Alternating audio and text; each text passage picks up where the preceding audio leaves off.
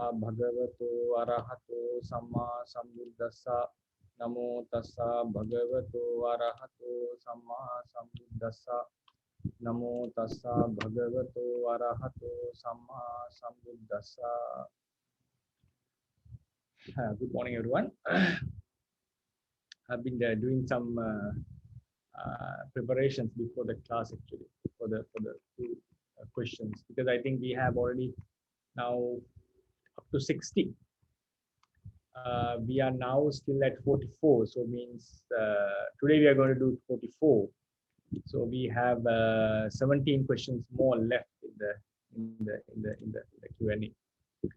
So the first one is in the sentence Angulimala Thero Binnena Sisena Lohitena Galantena Viharam Pacha Gachi. Yeah, it's just a sentence that the most important part is what is written in red color.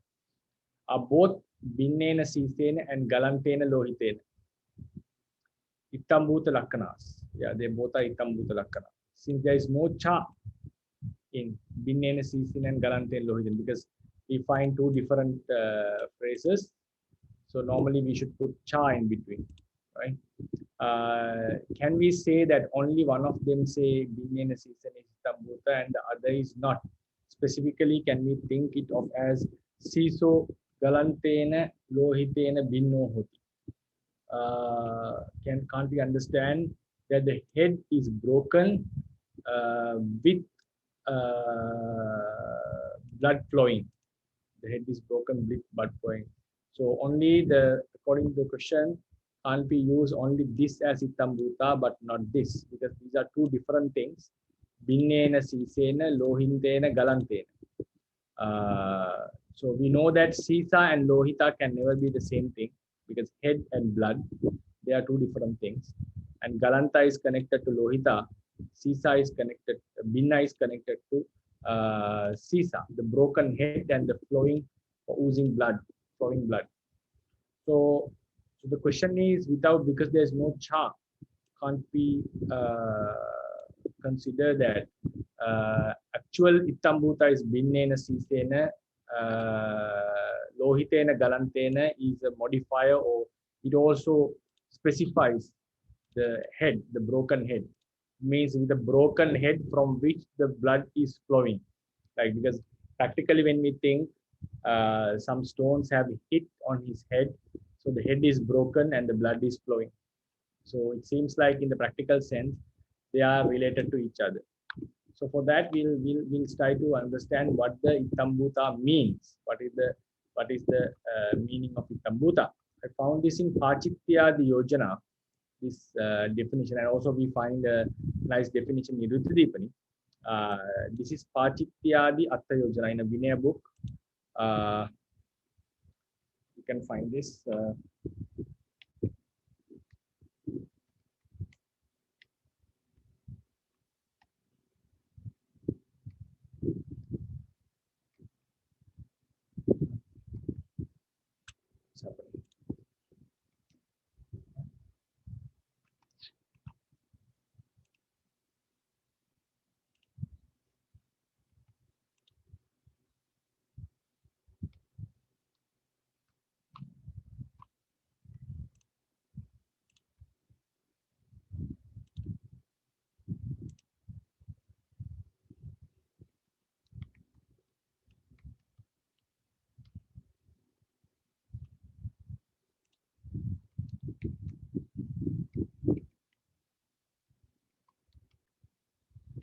You can find this book in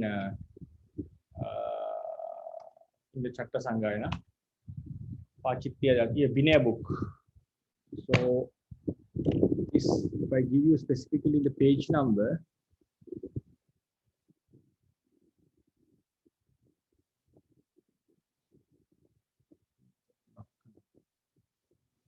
one three three.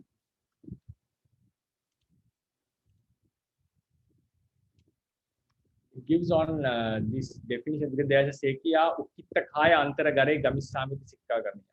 We should not travel we should restrain, we should train ourselves not to travel with a lifted robe, like people sometimes you see the sarong, they just lift it and go like lay people. We should not walk in the village like having lifted our robes. So that's the normal rule. So this Ukkitta Khaya, unfortunately, I'm unable to. I asked my friend also, he didn't give me an answer yet. What is this Ukkitta Khaya refers to? So anyway, but this definition given to explain Ittam Bhuta is very useful, even though I'll not be able to explain why this Ukkitta what this Ukkitta actually refers to. So we can apply it into this normal definitions and see what Ittam Bhuta means. So Ukkitta Khayati Ukkepane Ittam Bhuta Lakkane Karanavachana. So Ittam Bhuta, it's in the Tatiya Karanavachanam, Ittam Bhuta Lakkane. Ukkepane, by lifting. So what is Ittam Bhuta means? We can divide the Ittam Bhuta. I think you have seen the Ittam Bhuta. This is the word that we need to analyze. Ittam Bhuta. So we have Ittang Bhuta and Lakkana.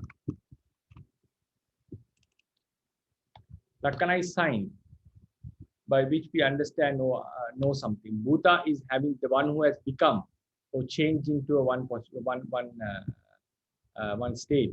Ittang is thus, right? In this manner, sorry, in this manner. So here, when we say lifting, don't go in the village having lifted the robe. So Ittam means the manner. The manner is lifting the robe. Chivara Ukkipanang is the lifting the robe, the manner. Bhuta. So who has come into that state? The one who has come into that state of lifting the robe is the bhikkhu, the monk.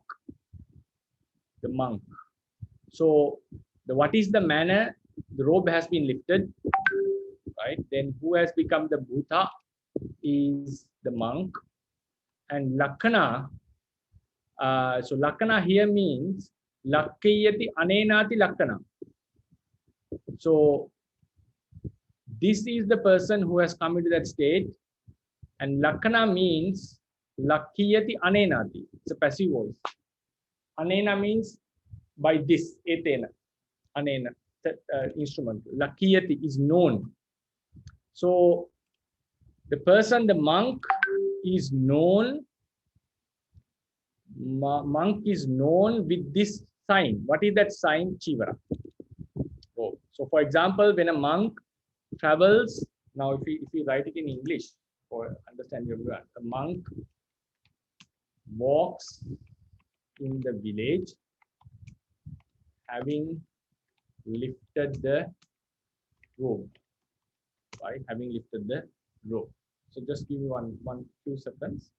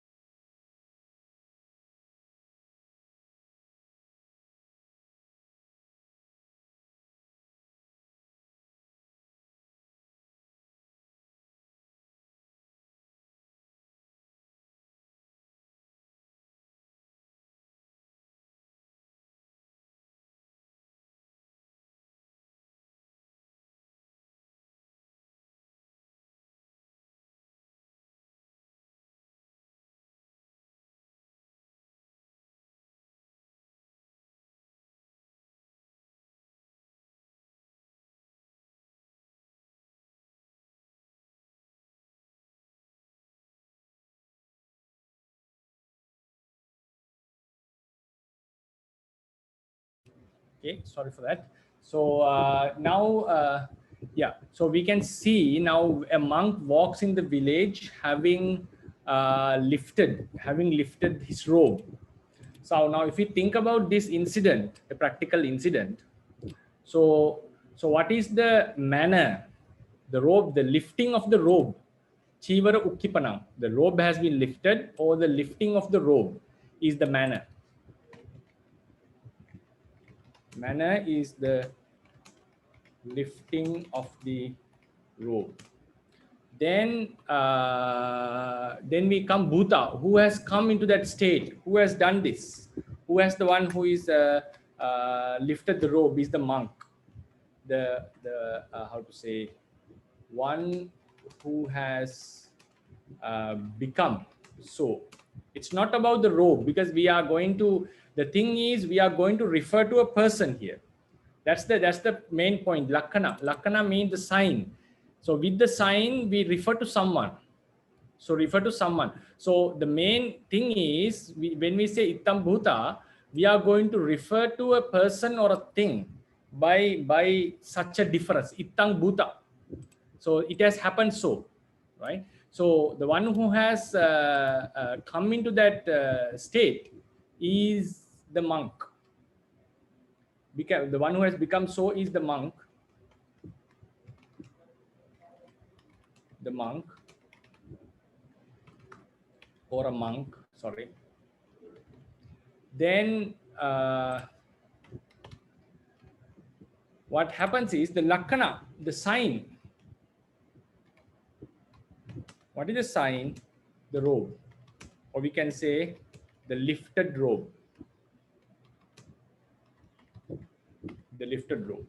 So this is the meaning of a Ittam Bhuta. Ittam Bhuta. So we should have a manner. Manner means pakara. Imam Pakaran has come into such manner. Like manner means even though it is in such a way, then one who, it can be active or passive. So in manner, it doesn't mean that you have to do something. One who has become so. So what is the person who has to whom we are referring with this? So he has, now the monk has normally this, now when a monk travels in the village with such lifted robe, the commentary gives the meaning like Ukkitta Chivaro Hutva.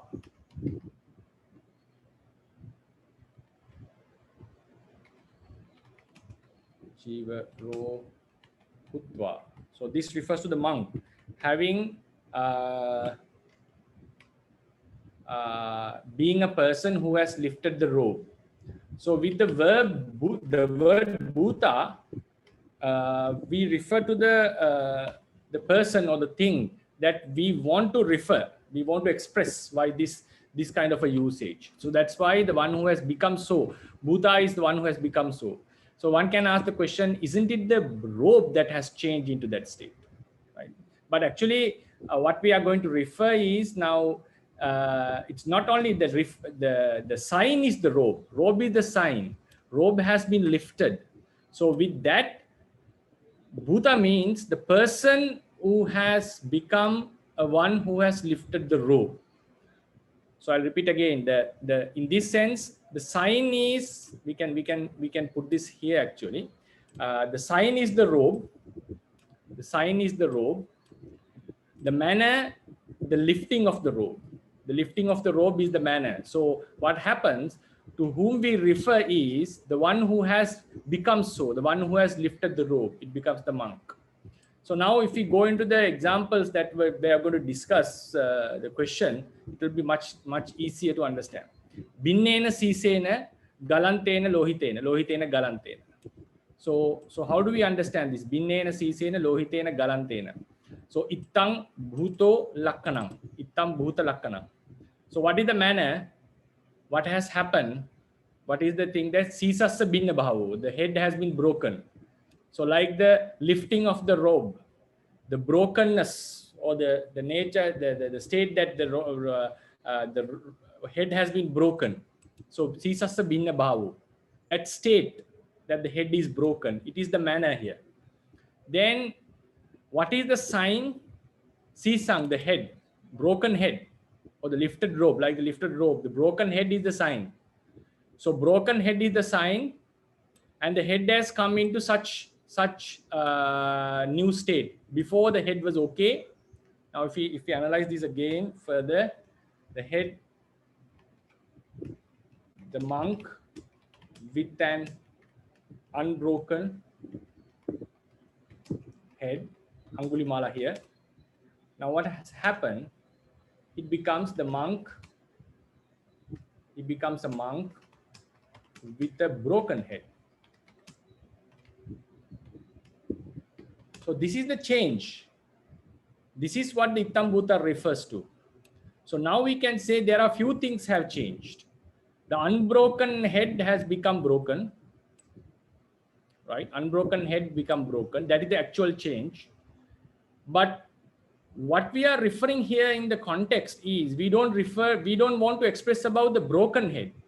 What we are saying is Venerable Angulimala came with a broken head. So if you go into the Pali, Angulimala Tero Viharam Pachagacha, return to the monastery with a broken head and with blood flowing. So therefore, now the question that we can deeply think is, are we referring to the broken head or are we referring to the Venerable Angulimala? So that's the first question that we have to clarify. So according to the context, according to the grammarians, we are referring to Angulimala actually. We want to say that he has come into such a state. So Binnena Sisena Lohitena Galantena, actually it expresses about the head and the blood. But we are referring means doesn't mean like it's a samanadhikarana. We want to express about this person. We want to express about this person. He came with a broken head. He came with a broken head. So therefore, he came with a broken head, and he did the act. He came returned with a broken head.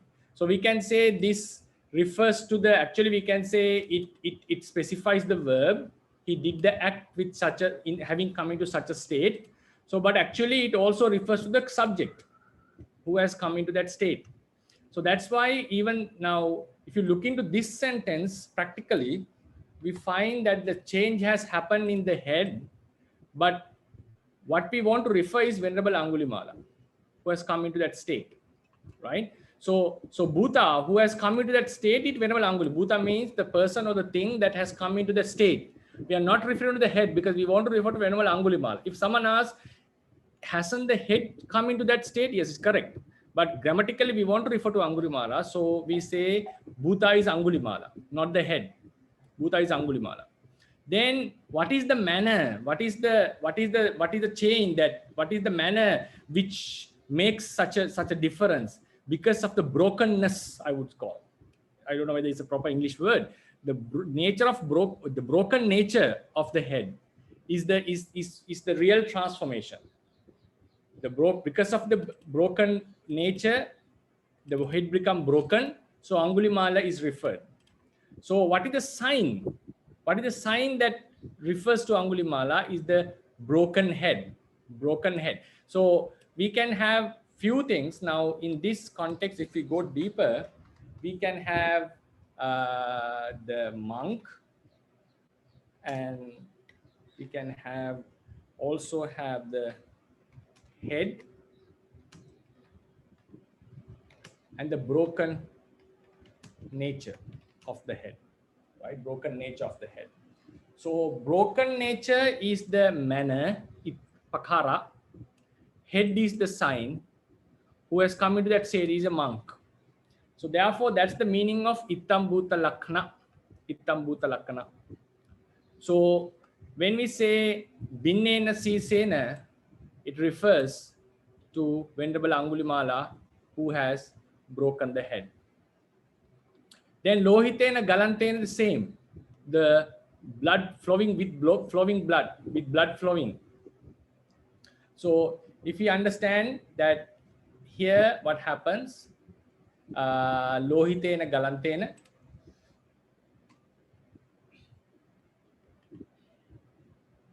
So what has happened is the monk Yeah.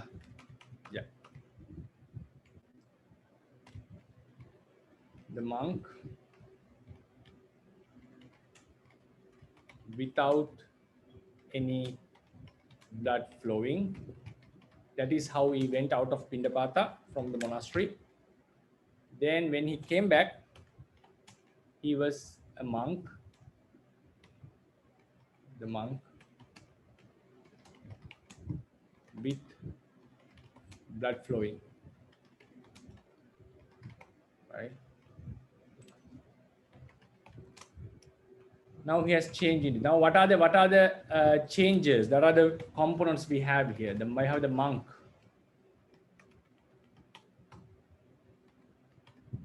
We also have the blood and flowing nature of the blood. Flowing. So the flowing nature is the manner. It has started to flow. It was not flowing. Now it has started to flow. That is the manner, the change manner. So what has changed into that is the blood. So blood is the sign because blood is flowing. With that sign, we refer to the monk who has come into that new state. So therefore, according to the grammar, as I understand, this is both referred to the Itambhuta, that both are referring to Venerable Angulimala. And the question comes why there is no cha. Then the question comes, is it really necessary? Because yeah, normally we do, because if these are two signs, for instance, we can take them as like because they are referring to the same person, to understand, because this is my personally what I think is, we can take them as two adjectives. For instance, we can take them as two adjectives which refer to Angulimala. And also grammarians say that they also act as adverbs which refers to the verb, because why he came back with a broken head, he came back with the blood flowing. So when we normally put two adverbs to the same verb, we don't need to put cha. At the same time, it also refers to Venerable Angulimala in the actual meaning. So when we have two adjectives for the same thing, we normally don't use cha. So likewise, even though they are Itambhuta, two different ways of saying, as they refer to the same thing or as they refer to the same act, same person or the act, because we can see both references. It refers to the person and it refers to the act also. So therefore, it's not necessary to have cha here. So it's better to take as two Itambhuta meanings here. Yeah, this is what I would like to share. Yeah, hi Pante. Here, Dr. Akis, hello. Yeah, thank you, Pante. Of course, we have to understand it according to the context. But Yeah. just pure grammar, because Mm-hmm. we've been seeing a lot of this kind of thing in the sutta. So for example, in one sentence, so let's say in this, it is the scenario. So we have the first sentence is the siso galantena lohitena beino hoti. It is the first sentence. And then the next sentence is that sentence, Anguli Malat Hero, and so on.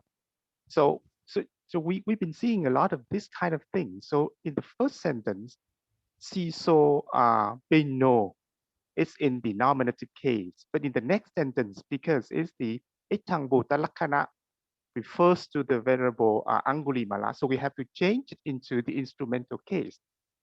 So can we think about that way, just pure grammar?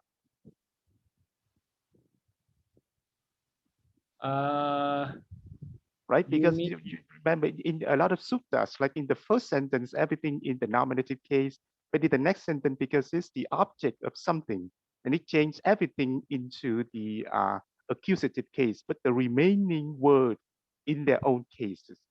right, right, Here, okay. because here the CISO may know in the first sentence they are the nominative case, but in the next sentence, because they refers to the Venerable Angulimala as the Etambuta Lakana, so we have to change that into the instrumental case. You mean in the original sutta?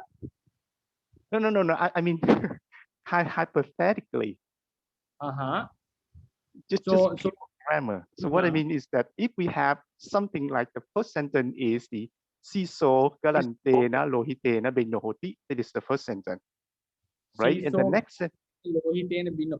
And one more thing now, this if we say siso lohitena galantena binno, so how do we understand this meaning? Like, is the head is broken with blood, or how do we know? How do we get this meaning? Yes, so it means the head is broken with the blood oozing out.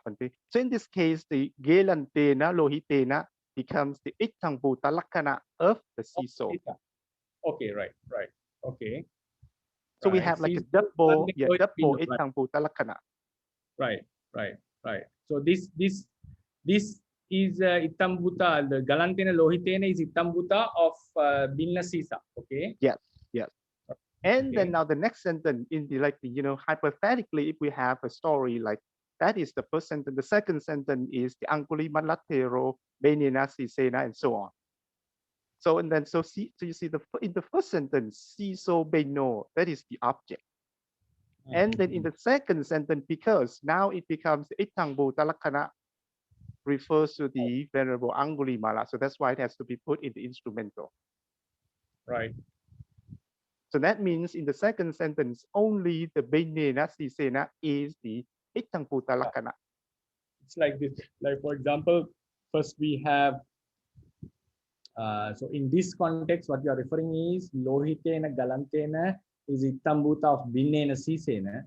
And Yeah. then in the next sentence, Binnena Sisena is Itambuta of Angulimala Thera.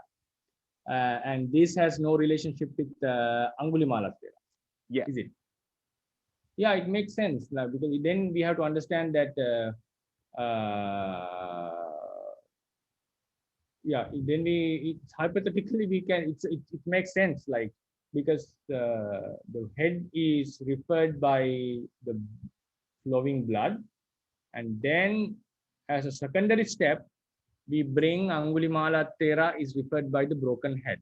Yeah, referred by the broken. It's possible. It's possible. But thing is, I don't think it's the only way that we can consider, because now even Rohitena Galantena can refer to Angulimala Thera. Yes, yes, definitely. Yeah. Yes, yes. Yeah. So that is a very nice way of thinking. Like, if it's one sentence is sandwiched in another sentence. Right. So right. this is the sandwiched one, inside one, and this is the outside. So this has no relationship with Angulimala. It's connected to Binnena Sisena. Yeah, I think it's a very nice approach because it makes sense when we look into the meaning, because normally his head was broken and also his blood was oozing. So I would say it's a very that's something that we didn't think about before. It makes sense. It makes sense. Yeah. Okay. Okay. Thank you. It's a good insight, I feel. Yeah. Thank you.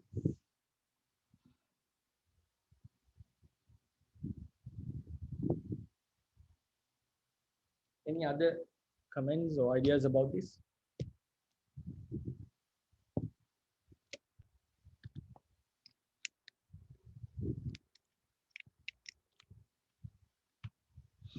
Okay, so we'll go to the next question. Just 1 second. I have problem in my mouse.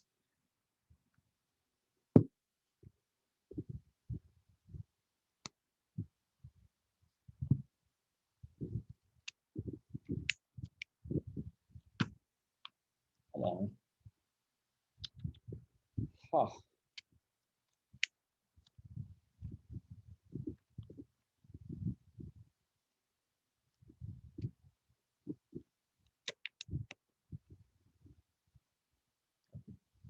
Anyway, so then we'll go to the next question. The 45. Ante, could you please analyze the following sentence grammatically? Yadidang ayasmuto sariputtasya maha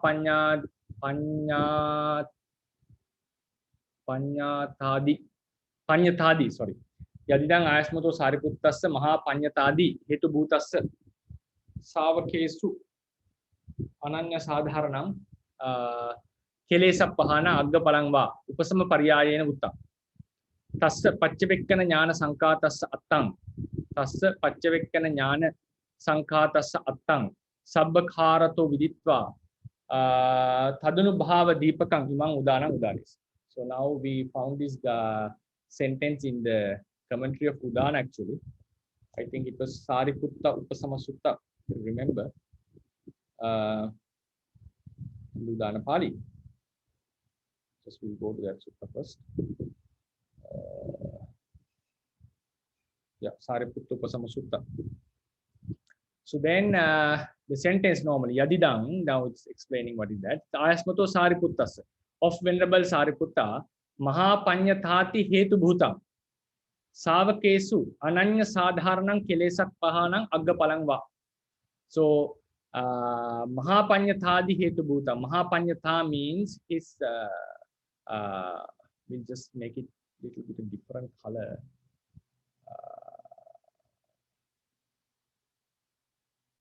Okay. Mahapanyatadi Hetu Bhutang, Mahapanyata, the nature of having the higher wisdom, Mahapanyata, the Adi, and also some other qualities. Hetu Bhutang, the reason for becoming a higher noble, with a higher wisdom. Savakesu, among the Savakas, among the other disciples. Ananya Sadharana. Anya Sadharana means common to others even. Ananya Sadharana means not shared by others. It means unique. Meaning is unique. What is that? Ananya Sadharana? Kilesa Pahana. The eradication of Kilesa. So this is one, like his Venerable Sariputta's eradication of Kilesas, which was the cause for him to become a superior wisdom person among the Savakas. And also Sariputta's Aggapalang, his Palachitta, Arahanta Pala. So either Va refers to. Upasama Paryayena Uttam. So here in the Sariputta Upasama Sutta, the Upasama according to the commentary can refer to two things. It can refer to the Aggapalang or his eradication of defiance. Right? Eradication defiance. Tassa Pachavekkana Jnana Sankhatang Attang Sabbhakarato Viditva. Buddha having known in all the ways, Attang, this meaning. What is that? What is that meaning? Tassa of this Tassa Pachavekkana Jnana Sankhatang. So this Tassa Pachavekkana Jnana Sankata means it can be Venerable Sariputta or the object, the subject or the object. Pachavekkana Jnana Sankata. So I personally feel it's, oh sorry. It personally sees like this Tassa is better to get for the objects of this Pachavekkana. Tassa Pachavekkana Sankata. Contemplation of Kilesa Pahana and contemplation of Aggapala. So all otherwise we can refer Tassa Pachavekkana of Venerable Sariputta. It's another way of saying, but seems like it explains the previous sentence explained about the object Kilesa Pahana and Palachitta, his Aggapala, and the contemplation of this Sankhatang means Attang Sabbakarato Viditva, the contemplation of Kilesa Pahana and Aggapalang. Tadanu Bhava Deepakam. Tad Anubhava Tadanu Anubhava Deepakam. Anubhava Tadanu Bhava Anubhava Deepakam. Imam Udanang Udanis. He uttered this utterance which explains about this this contemplation, right? So then analyze the following sentence grammatically. So these were the ones were colored. Mahapanya Hetu Bhutang Savakesu Ananya Sadharanang Kilesa Palangva Aggapalang. So what does this Tassa mean? The Tassa was in red color. So Tassa was, it can be Ananya Sadharanang Kilesa Pahanang, the eradication of Kilesas, which is unique to him. Or we can also add the remaining part here, Mahapanyadi Hetu Bhutang Savakesu Ananya Sadharanang. We also can add it here.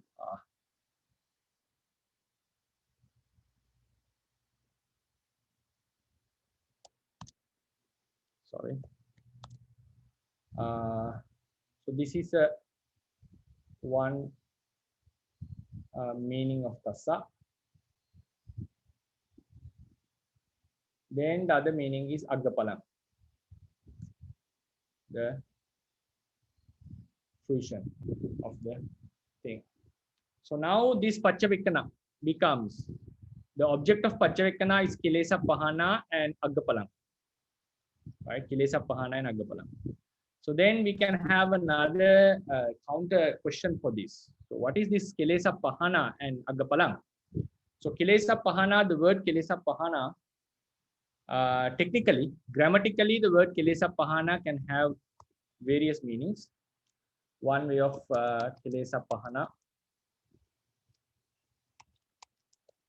can refer to Magga, Lokuttara Magga, by which the Kilesas are eradicated. Another Kilesa Pahana is Nibbana, that is the state freed from Kilesa. Another Kilesa Pahana is, sorry, because my screen is getting Phalachitta, that is something which is attained at the eradication of Kilesa. Another type of Kilesa Pahana is Kilesasa, how do you call it? Anupada Nirodha, eradication of non-arisen defilements, eradication of the non-arisen defilements. The other Kilesa Pahana, the meaning is the act of Magga, act done by the noble path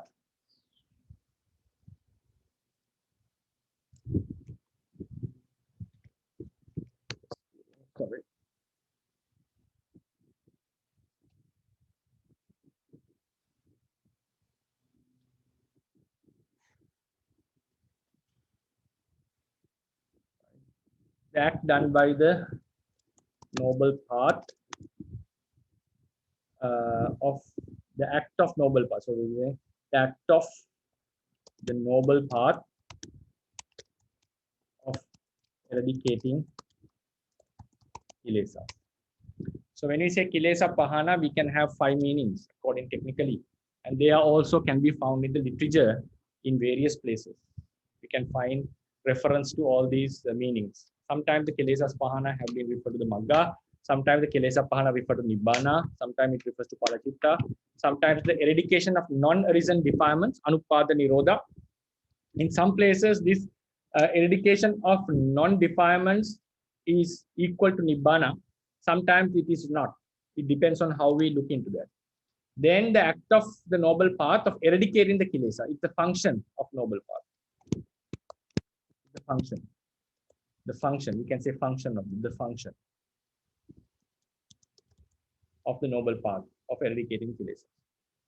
So then Aggapala is Phalachitta, that is very clear. So what is this Kilesa Pahana means? What is this Kilesa Pahana means? So according to this, then we come into the, before I go into that, we'll go into the commentary of Udana. For that, just give me one moment. 1 second. I need to open the commentary. Okay, right.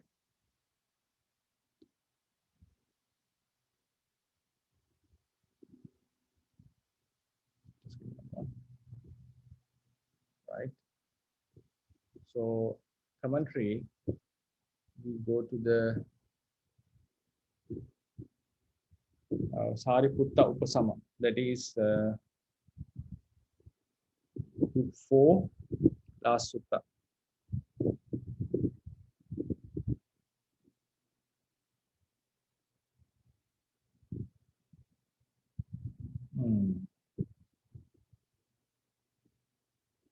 Sorry, it takes time. Sariputta Upasama.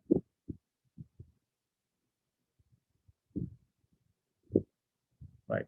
So now if you look into the sutta, we cite Dasame in the 10th sutta.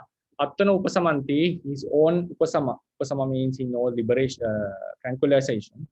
what is that? Savaka Parami Jnana Patya Hetu Bhutam. So the reason for him to come into Savaka Parami Jnana, Agga Maggena Attano Anavasesa Kilesa Pahana. The eradication of defilements by the path consciousness here, by his own Attano Agga Magge, by his own highest wisdom, that Arahatta Magga. So if we bring this into the context, so according to this statement of the Udana Pali, Udana Attakatha, so we can find here Anavasesa Kelesa Bhupasamam. So the word Bhupasama here is normally we translate Upasama and Bhupasama.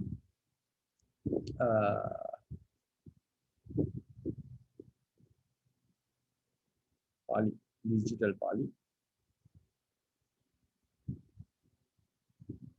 Yeah, Upasama.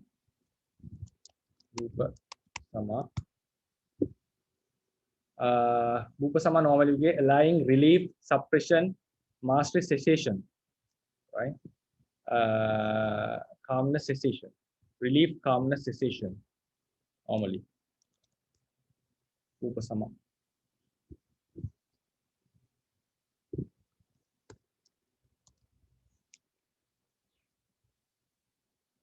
Normally we bring it as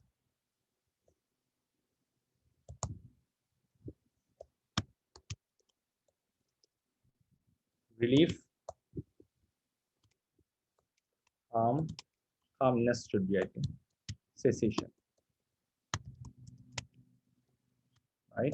And also the word Bhupasama can be grammatically, we normally feel it's like an abstract noun, cessation, but it can also be made to be the eradication, like an act done by someone else. So it seems like here we are talking about the cessation of defilements done by the path. Anavasesa Kilesa Bhupasamam Maggena, due to the path, the eradication of defilement. So now, according to this, we need to think about what is the Kilesa Pahana refers to. Does it refers to Magga? Because here the Magga is the instrument or the reason for the Kilesa Pahana. It's done by the path. The Nibbana is not related here. We can have a relationship, but as a secondary thing. Palachitta is out of the case because it's something else. And what we are left with is it these two are the possible condition. Eradication of non-nourishing defilements, that is eradication or cessation we can call. Rather than saying cessation, eradication, I would use the word cessation. It's something that happens to the Kilesa. We are talking about from the side of Kilesa, not from the side of Magga. Because cessation means the defilements are no more. It becomes into an end. So that can be said as something done by the path consciousness. It's a function of the path, or it can be said as something which happens to the defilements. We normally say Kilesa Kiyati. There are two ways of saying. Now, when we talk about the eradication of defilements in Theravada teachings, defilements become seized.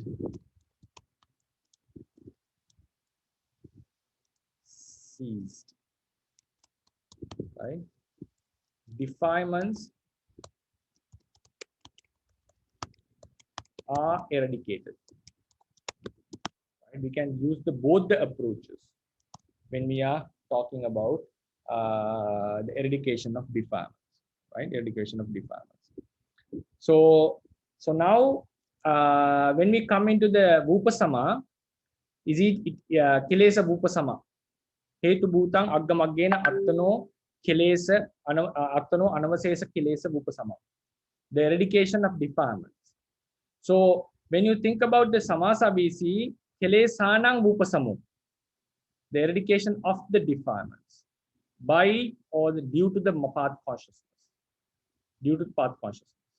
So personally, I go into this definition. Defilements become seized, the cessation, upasama. So the hetu bhutang kilesa bhupasamam. The reason for the attainment is the cessation of the defilements that is due to, or that is done, that happens due to the path consciousness.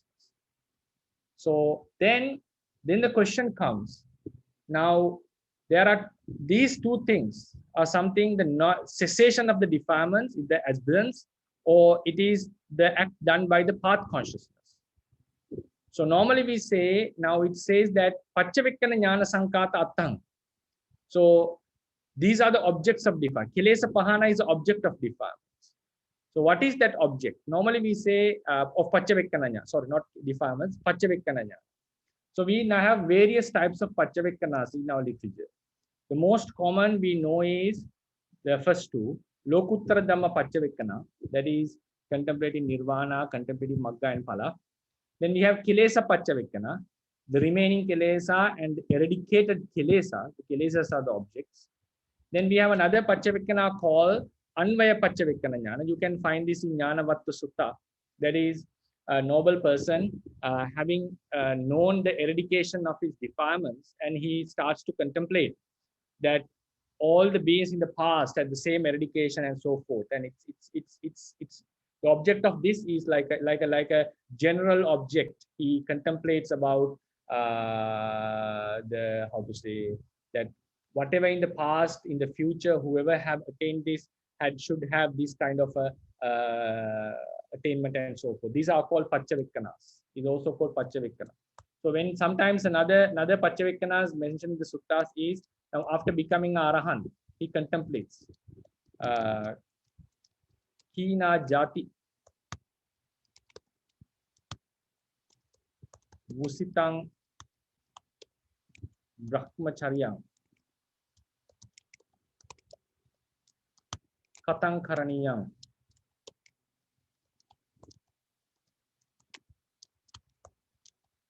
Na Parang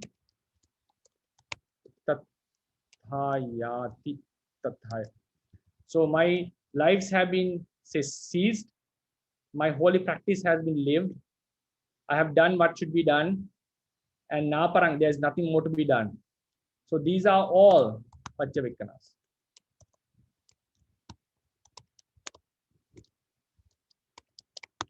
According to the commentary, these are Pachavikkana contemplations. And then we find in some places Kilesa Pachavikkana, Kilesa Pahana Pachavikkana. So Kilesa Pahana Pachavikkana. Now, so there are various types of Pachavikkanas that we have. It's not only the 19 types of Pachavikkanas that we normally study. These are the basic types of Pachavikkanas. But when we go into the literature, anything related to these five, these are the basic five. The three Magga, Phala and Nibbana. Then we have Kilesa, eradicated Kilesa and remnant Kilesa. These are the normal five objects of our Pachavikkanas. And also, when we see the term Pachavikkana, we should know whatever related to these. Now he's sometimes considering about a nature, like whatever person who has eradicated, have attained, should have had this kind of thing, should have had this kind of attainment. You can see in the Jnanavattu Sutta. And also it explains about some, if you give me one moment, it says, Avasesa Pachavikkana. Just one moment. Yeah. A noble person who has directly understood the Four Noble Truths applies them to all the three phases of time and 31 realms and widens his wisdom. It means he understands the Four Noble Truths and understand these Four Noble Truths are valid to all the times and all the 31 realms. That sort of wisdom in the Jnanavattu Sutta has been designated as Anvaya Jnana. The sub-commentary of the Sutta has stated that this sort of application of understanding is a functioning of Pachavikkana Jnana. This also has been explained as Pachavikkana. So Pachavikkana Jnana is, these are the main five objects. what are related to, connected to them, contemplation are also called Paccavakkana. So in many other places, the Paccavakkana jnana has been explained with reference to reflecting knowledges of the supramundane attainments. Therefore, it is plausible to term this sort of wisdom of noble beings as Paccavakkana Anvaya jnana. So I just gave a name called Paccavakkana Anvaya jnana, but the sub-commentators say these kind of contemplations are also called Paccavakkana jnana. And also when a noble arahant consider about his attainments and also what he has to be done, it's already been done, and these kind of things are also Paccavakkana jnana. So therefore, when we come into the word Kilesa Pahana, so Kilesa Pahana, here we can have two possibilities: the defilements that are seized and defilements, the eradication. Defilements are eradicated. So either it is the function of the Magga Chitta, or it is the cessation itself that has happened in the defilements. We look into that in a subjective way, like the subject is the Magga Chitta is the eradicator, and then the Kilesa, what has been eradicated. So, so therefore, when then we come into another point, like the various levels of eradication of kilesas, right? Various levels of eradication or cessation of kilesas. So we normally say, the commentators have mentioned, even though a noble being eradicate all the defilements, are arahant. So there are, sorry. So according to the literature, so what they have mentioned is, though we can find this in few places, this reference, I'll try to share with you. Though the defilements are fully eradicated by all arahant, so the commentators say still there is a difference in their cessation or eradication. So the best example they give is Saddhanusari and Dhammanusari.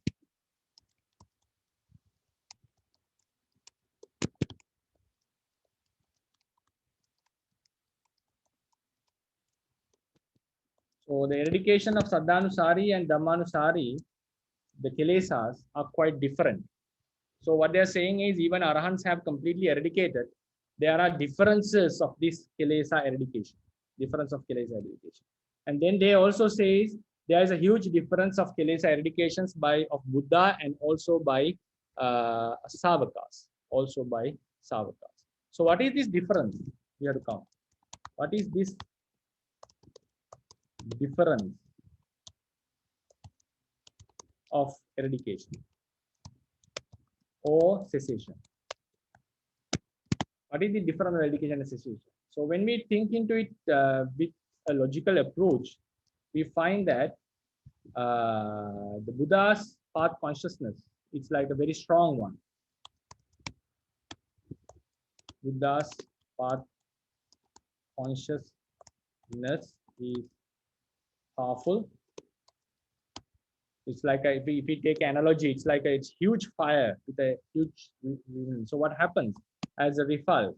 All the defilements are eradicated together with vasana. We know what it is. So why his vasana has been eradicated? Fully eradicated. Why is that eradicated? Because of the strength of his path. It's like for instance, if defilements are the rubbish, and effects of those defilements are the vasanas, where if the consciousness, the fire is so powerful, it does remove the rubbish together with all the effects. So there's nothing remnant.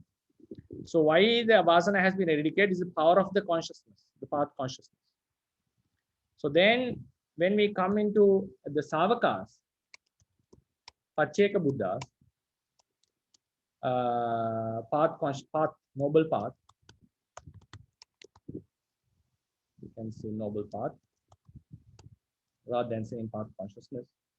Noble path is powerful than Aggasavakas.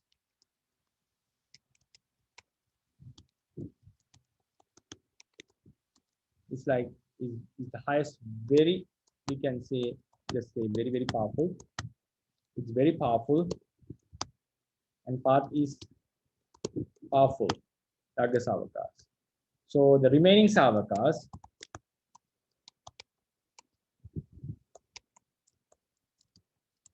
noble path is also powerful. We can just add very, just add very, right? So now, so this was the reason. Now his consciousness, his practice is so immense because of his past practice. So when the path consciousness arises, its fire, its greatness is so powerful, so it leaves no remnants at all. But then we come into the decision. Now, what about these? Are there differences? Yes, according to the literature, they say that this can be found in many places about this reference. I couldn't find it today while I was getting prepared. I read it 2 weeks ago, few weeks ago. Like they say, even though all the arahants do eradicate the defilement, there are differences way that the level of eradication is quite different from each other. So it can be the way of eradication, how they are eradicated. So there's no doubt that there's no remnant of defilement that causes rebirth of the arahants. But there is a special type of eradication that has occurred in some arahants. So that's what they are saying, that this ananya sadharana means kilesa pahana. There is a special type of an eradication that has happened in Venerable Sariputta compared to other beings. So that's why we know I just lifted them. So the Pacceka Buddha's eradication should be more powerful than Aggasavaka, and the remaining Aggasavakas one should be more powerful than others, and Mahasavakas also should come into this position in this list. And even it goes till Saddhanusari and Dhammanusari. It says the indication of defilements of Dhammanusari is more powerful. It's more higher than that of Saddhanusaris. And according to this statement, it shows that this eradication, the special eradication that has happened in Venerable Sariputta, is the reason for his highest wisdom, And also we know, according to the literature, that what is the difference of level of knowledge of Buddha and what is the level of Pacceka Buddha and Aggasavakas. The main reason was vasana. So when the vasana is present, they cannot come into the omnisciency.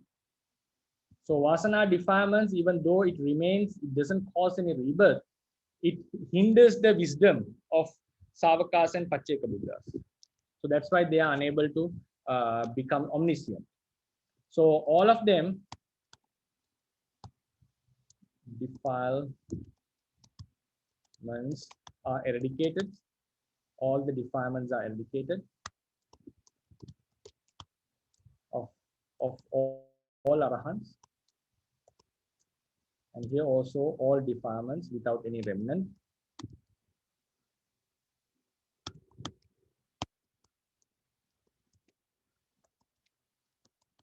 are eradicated. So then we come into the question, so what is the speciality? Where do we rely on this speciality? Because all the defilements have been eradicated at one consciousness, one path consciousness, one mind moment. So there is no remnant of Pacceka Buddhas to be born. None of the arahants have any remnant of defilements. So the speciality we attribute the Buddha is he also doesn't have any remnant, and also all defilements are eradicated, right? We normally say, come on, all defilements are eradicated, right? But for the Buddha, we especially completely say all with all vasana are eradicated, right? All vasana are eradicated. But we know the fact that Pacceka Buddhas, Aggasavakas, and Arahants do have the remaining vasana, So what is the speciality of their eradication? What is the speciality of their eradication? So I personally, it's not just a personal view. What I suggest was like what we just suggested last time. Maybe I'm not saying exactly. Maybe there is some type of vasana has been eradicated. Like the level of vasana is getting lessened, not fully eradicated. It becomes lessened.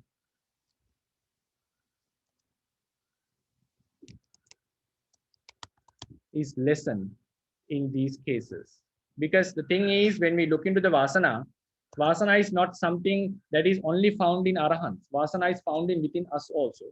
So what happens is our vasana is quite stronger than arahant, because vasana and defilements are all fall into defilement type. Because of the defilements, vasana is remnant. So when we say if a defilement has been again and again practiced, the vasana becomes strengthened. So that's why there was a special vasana of Venerable Pilindavacha and Venerable sometimes Sariputta and so forth, because they had that some defilements were developed again and again. So therefore, when the anusaya is remaining, vasana is quite stronger. When the anusaya is removed, some type of vasana remains within arahants. So that's their because our vasana, if we talk about our vasana is much powerful than the arahants. So then its effects. So what happens is, when the Buddha eradicates, since the path consciousness is so powerful, it removes all the defilements together with the vasana. And then when Pacceka Buddhas and Arahants, when they eradicate, they remove all the defilements, but their path consciousness is not powerful enough to remove the entire type of vasana.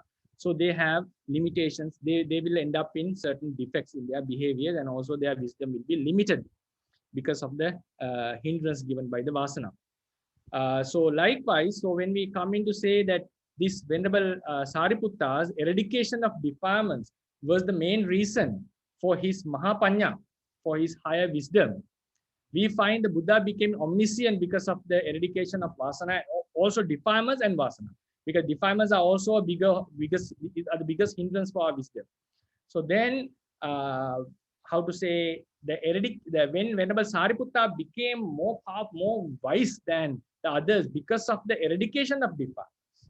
If it becomes the eradication of defilements were the main reason for him to become such powerful. So I personally not exactly confirming, goes into the prefers, like inclines to this idea that his vasana is more affected than arahant, but not fully, not completely. So he still has these types of effects of vasana. If some effects of vasana are so powerful, they may remain as well. But in an overall sense, most of his habits that were caused by previous defilements are lessened than other arhants. But there can be special cases, like if someone have been practicing 500 years, 500 lives, like such strong defilements have been arising. Such effects can be seen, like one of the great disciples called Pilindavacha and so forth.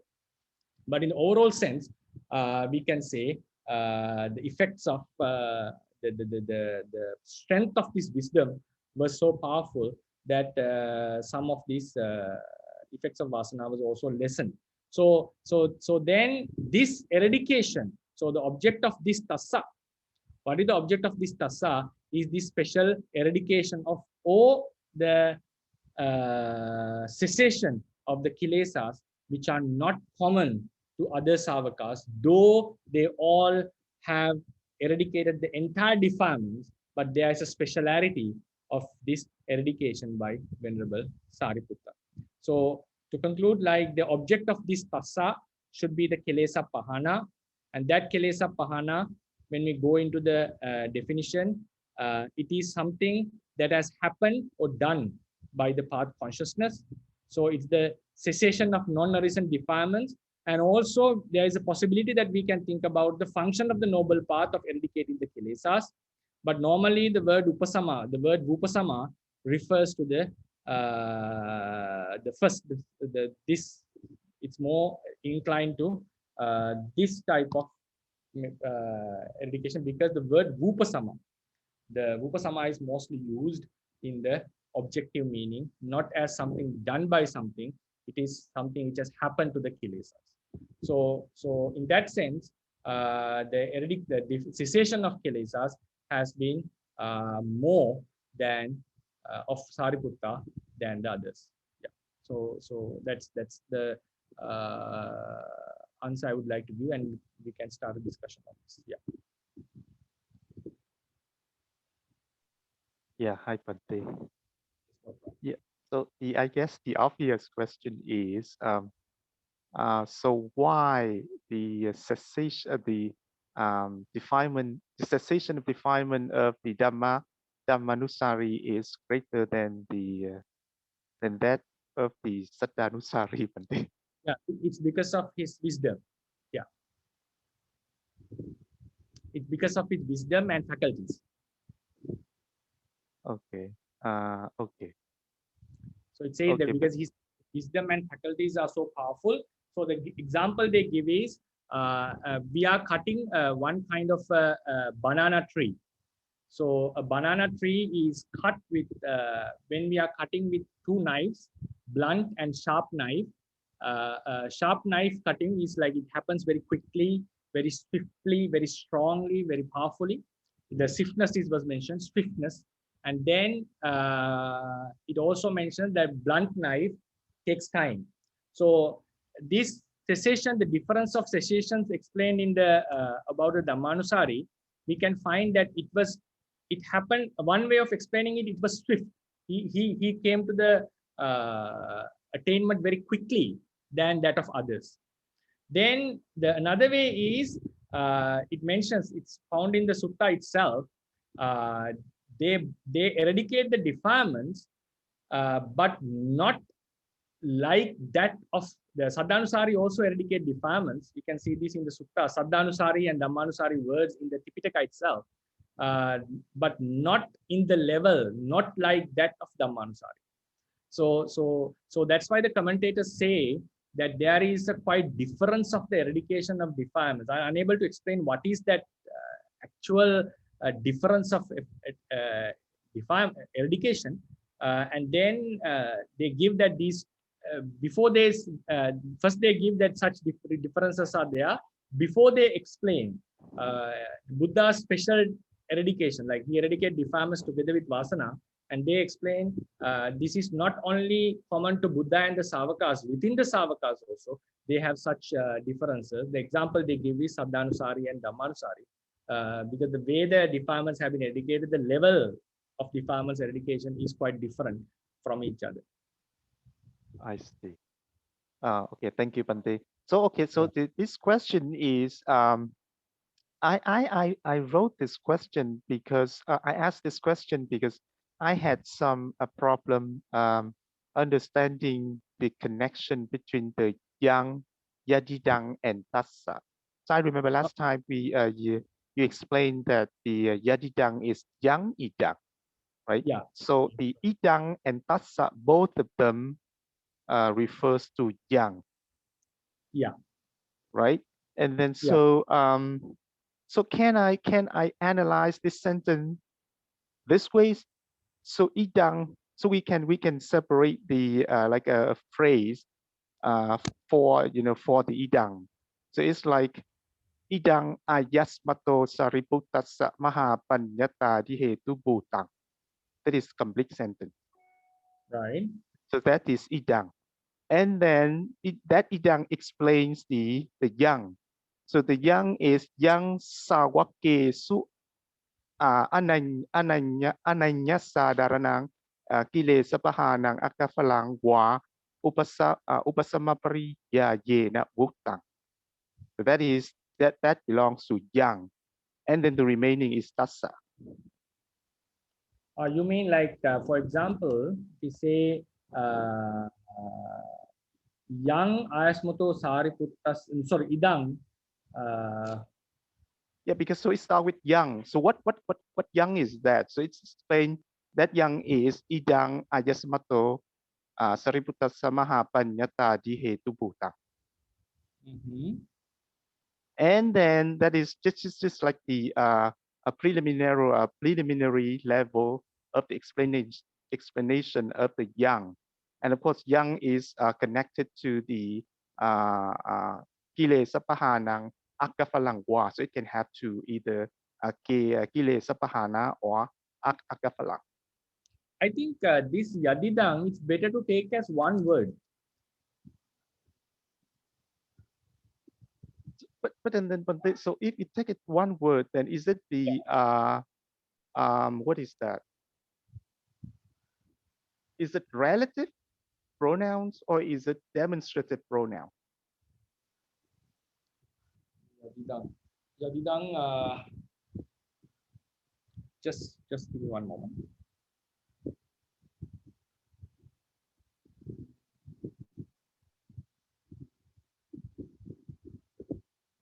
Yadidang. We normally have this word very often, right? Dantu pajnatang yadidang dana. It's like it refers what has been explained here. Sakyanang sakanko panetang ambatta sakyanang yadidang kapilavattula. So yadidang normally we use as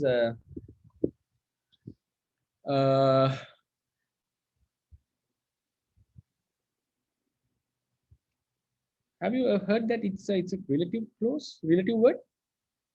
How did we study in our Palimedes? I forgot actually. I think so. When we get to when you see the word yadidang, we divide it into the yang idang. So didn't we consider it as one word? Because it doesn't change, right? Because even though this is masculine or this is feminine or neuter gender, we always use yadidang, right? As a nipata, like a nipata. Yes. But then yeah, I mean they divide it into the yang idang. And it's translated as that is, or which is this, or namely.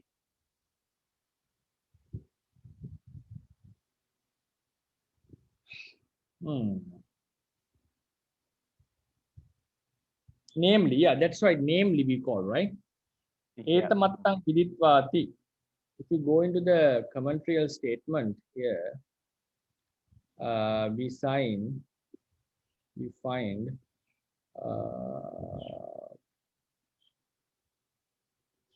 etamattang viditvati, having known that, etangattang.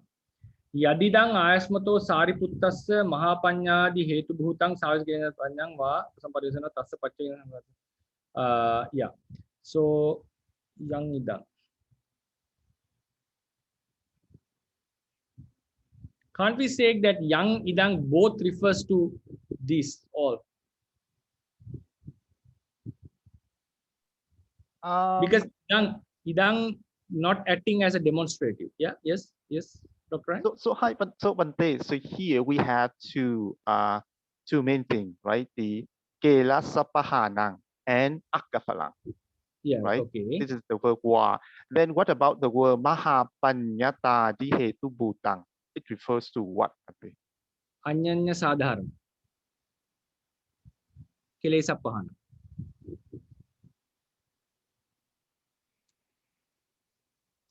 This and this is the reason for this mahapanyadi hetu bhutang. Reason for the becoming mahapanya ananya sadharanam kilesa pahana. then can we say it like this, Bante? So I'm going to connect the word idang into the Mahapanyatadi Hetu Bhutang and the Ananya Sadaranang Kilesa Pahanang to the word yang. We can make a sentence like that, right, Bante? Right, we'll see now. Okay. Idang Sariputtasya, right? Yes, Bante. Right. Idang Sariputtasya Mahapanyadi Hetu Bhutang Yang Savakesu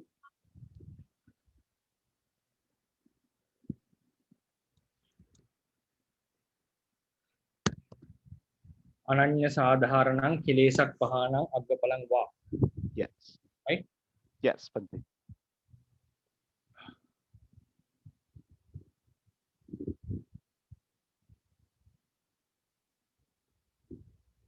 Okay, now what is the function by putting this separately? What do we expect? No, it's just because also I mean, I'm also pondering upon this, but it's just because the word yang, idang, that's what I mean. I mean, we divide it into yang and idang. So it looks like the whatever, okay, let's see. So whatever. So why can't we take it as one thing and just refer to yang and idang both refers to all? So Bante, this is how I would transfer, I will translate that sentence. So whatever great fruition, so it refers to the Arahata Phala, or the eradication of Kilesa, which is not common with others among the disciples. That is the cause of the great wisdom and so on of the Venerable Sariputta. Right.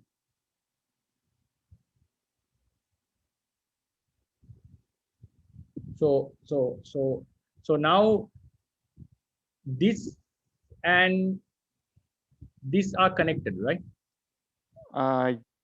Yes, Bante.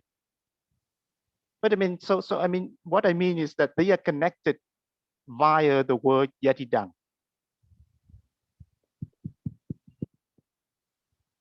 Oh, so take out this, you mean? Yes, I mean either one. Yes, yes, Bante, yes.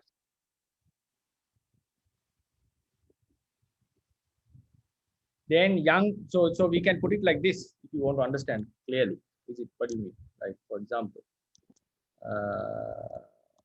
like this. Yes. This is the relative clause and the demonstrative clause. Oh, okay. Then what is the function of tassa? The tassa also refers to yang, Bante. Yang savakesu ananya sadharanang kilesa pahana. Idang sariputtasya mahapanyadi hetu bhutang.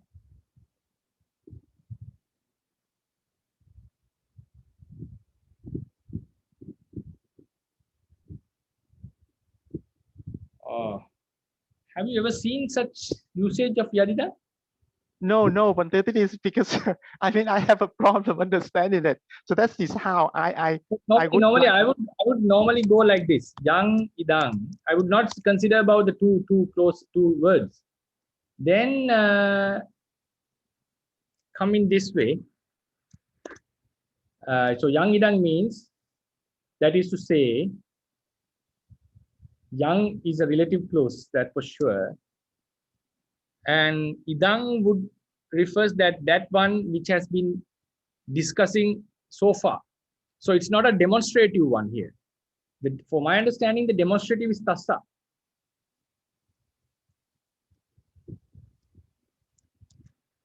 So I prefer like this, like yang refers to the entire thing. Yang refers to the entire thing, and tassa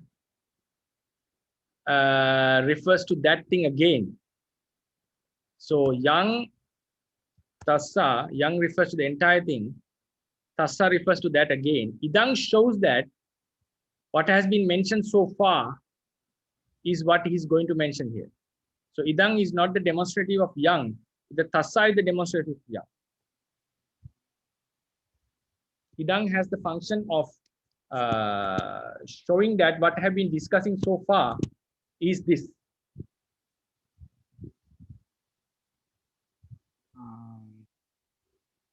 But if you say it that way, Pandey, then it's related to the young somehow, because Yeah, whatever. it's related to young. Yeah, it's related to young. Yeah, exactly. Yes, so it's like it's the whatever we said so far becomes the demonstrative of this young as well. Right. It's a demonstrative. But when we consider about the entire sentence, this is the demonstrative. Okay. Because the final verb is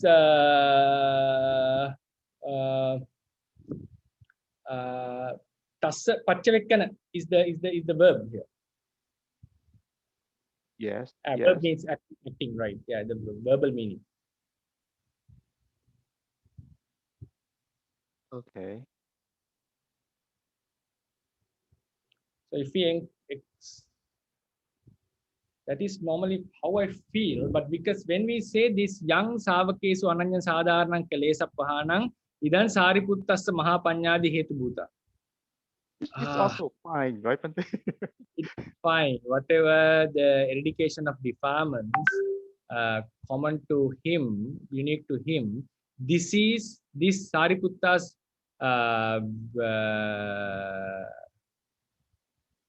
That is the cause of the reason. then I think isn't it better like if you go into this approach, can't we use it like this? Idang savakas. Okay, what do you think about this approach?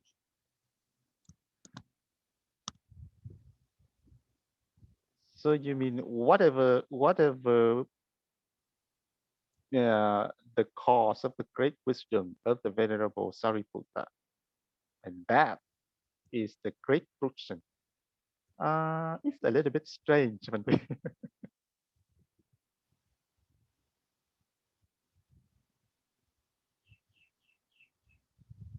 Right? Because okay. I think because as you explained earlier, Pandey, so because of the special way, the special, the eradication of kilesa of the venerable Sariputta, because of that, that is the cause of his great wisdom. So you mean like this? Yes, Pandey. Okay. So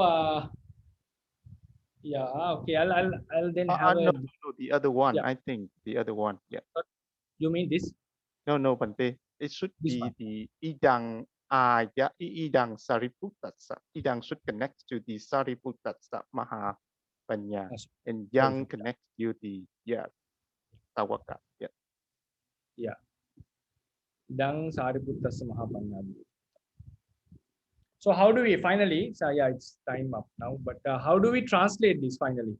How do we translate this sentence, entire sentence, if we approach this? Yes, as I said, so whatever great fruition or the eradication, okay, so whatever eradication of kilesa, which is not common with others among the disciples, and that is the cause of the great wisdom, which is the cause of the great wisdom and so on of the Venerable Sariputta. And then, of course, and then now we go into the Tassa.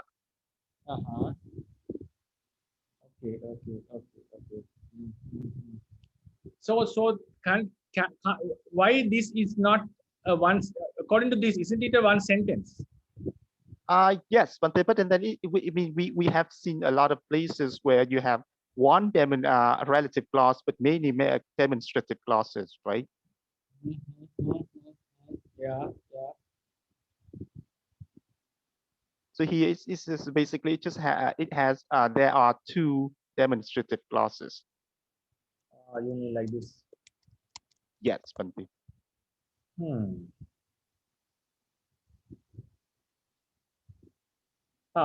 Because this is Wuttang is here actually.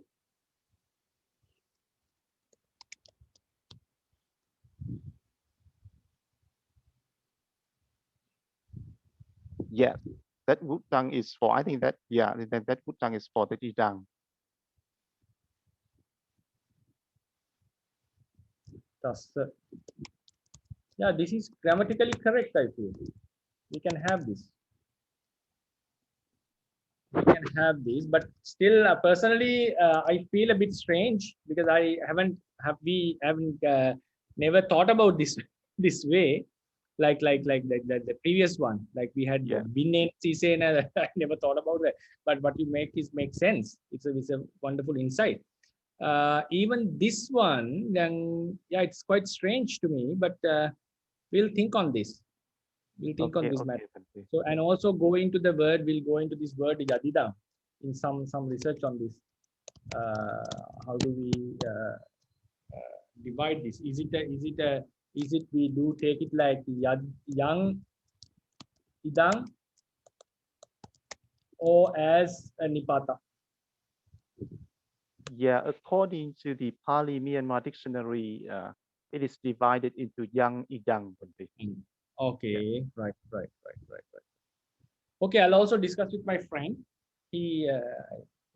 I'll ask him how do we take the word yadidang, and we'll start the next week's Wednesday discussion with this thing about this Okay. yadidang.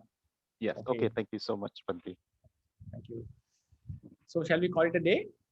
Yes, Bante. I think Siale is leaving, right? Yes, she left. Yes, she left earlier. Bante. Okay, thank you very much for everyone listening and nice discussion. Yeah. Yeah. Thank you Thank you so very much. much, Bante. Sadhu, sadhu, sadhu.